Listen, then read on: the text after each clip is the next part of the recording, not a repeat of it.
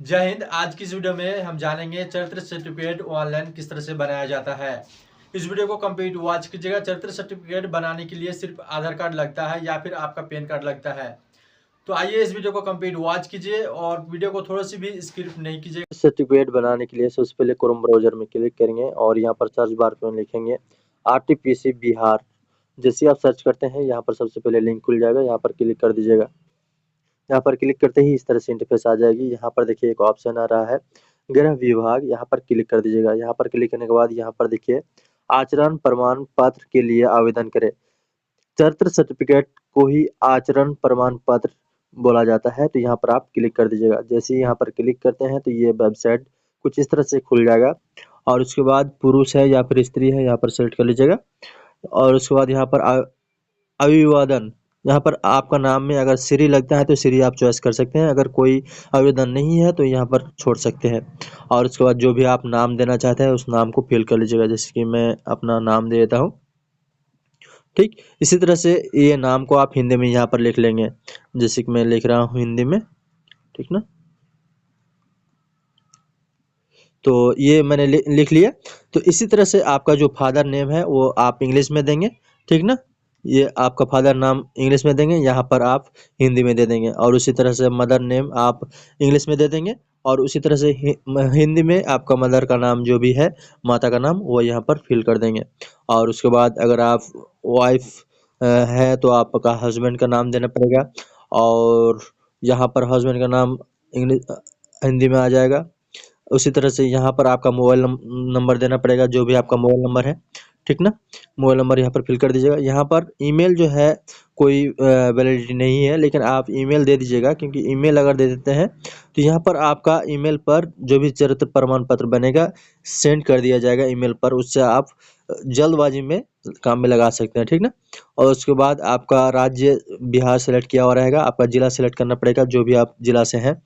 तो मैं अपना जिला सेलेक्ट कर लेता हूँ। ठीक ना, और उसके बाद फिर आपका जो है नीचे आइएगा तो अनुमंडल सब डिवीजन, यहाँ पर पूर्णिया सदर चॉइस कर लूँगा। आप जो भी जगह से है उसको सेलेक्ट कर लीजिएगा। उसके बाद आपका ब्लॉक क्या पड़ता है, प्रखंड, यहाँ पर सेलेक्ट करना पड़ेगा। ठीक ना, तो यहाँ पर देखिए जो भी आपका ब्लॉक पड़ता है उसको आप सेलेक्ट कर लीजिएगा। और उसके बाद आपका विलेज क्या है, यानी कि गाँव क्या है, गाँव का नाम क्या है, तो आप यहाँ पर जो है इंग्लिश में दीजिएगा पहले। ठीक ना, इंग्लिश में दीजिएगा तो उसी को जो है ग्राम आपको हिंदी में दे देना पड़ेगा। ठीक ना, लिख के। उसी तरह से पोस्ट ऑफिस, ठीक ना, पोस्ट ऑफिस का नाम क्या है वो यहाँ पर दे दीजिएगा। ठीक, और उसी तरह से यहाँ पर जो है आप हिंदी में जो है यहाँ पर डाकघर का नाम दे दीजिएगा। वार्ड संख्या आपका क्या है वो यहाँ पर दे दीजिएगा।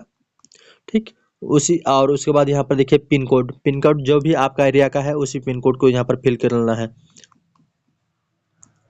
और उसके बाद नीचे आएंगे तो यहाँ पर देखिए ग्राम पंचायत, नगर निगम, आप ग्राम पंचायत में रहते हैं या फिर नगर निगम में रहते हैं या फिर नगर परिषद में रहते हैं या फिर नगर पंचायत में रहते हैं, उसको सेलेक्ट करना पड़ेगा। तो यहाँ पर नगर निगम और उसके बाद यहाँ पर नगर निगम पूर्णिया। ऊपर जैसा वर्तमान, अगर आप सेम एड्रेस में रहते हैं तो सेम ऊपर जैसा में टिक कर दीजिएगा।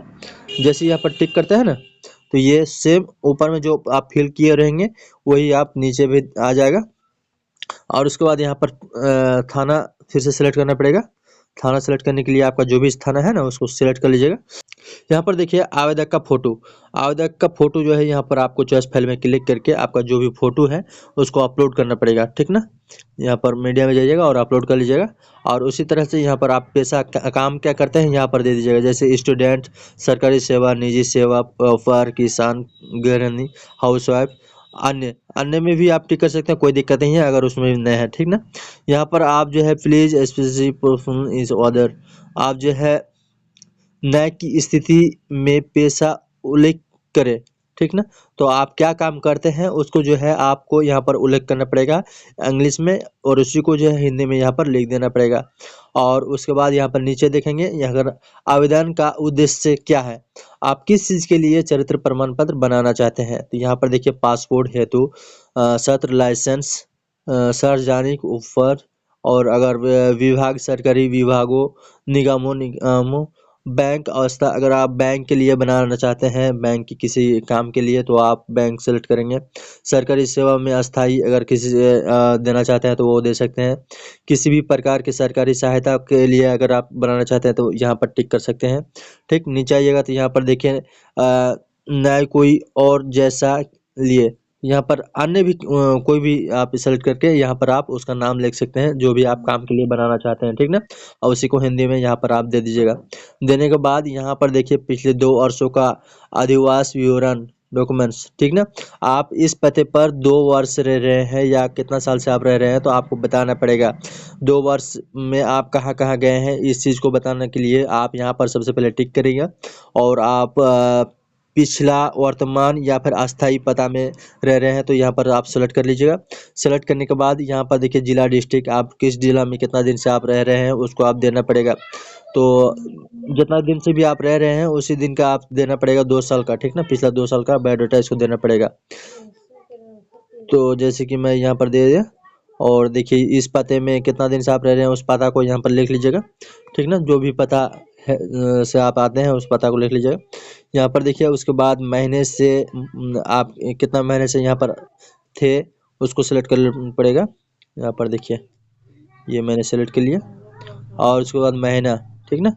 महीना, जो भी महीना से आप रह रहे हैं उस महीना को आप सेलेक्ट कर लीजिएगा, ठीक।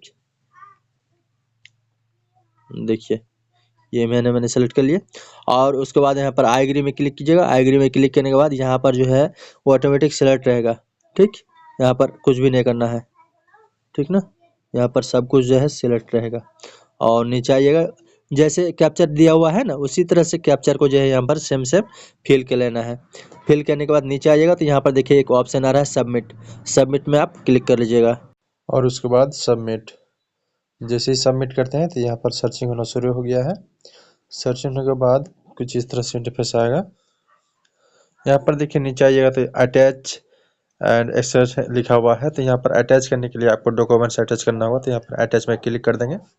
जैसे ही अटैच में क्लिक करते हैं तो यहाँ पर देखिए एक सिलेक्ट में क्लिक करना पड़ेगा। सिलेक्ट में क्लिक करने के बाद यहाँ पर आप क्या देना चाहते हैं, यहाँ पर आधार कार्ड, पैन कार्ड, पासपोर्ट, तो यहाँ पर मैं आधार कार्ड सेलेक्ट कर लूँगा।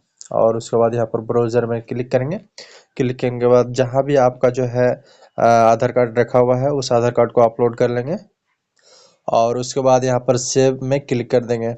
जैसे आप सेव में क्लिक करेंगे तो ये सेव हो चुका है, ठीक ना। और उसके बाद सबमिट में क्लिक कर देंगे। जैसे आप सबमिट में क्लिक करते हैं तो इस तरह से आपका रिफंड आईडी दे दिया जाता है। और यहाँ पर देखिए कुछ यहाँ पर डिटेल दिया गया है इस जगह में। देखिए आवेदन की तिथि 7/12/2024, ठीक ना। और यहाँ पर 14 दिन में कार्य पूरा कर लिया जाएगा, यानी कि 14 दिन में ये जो है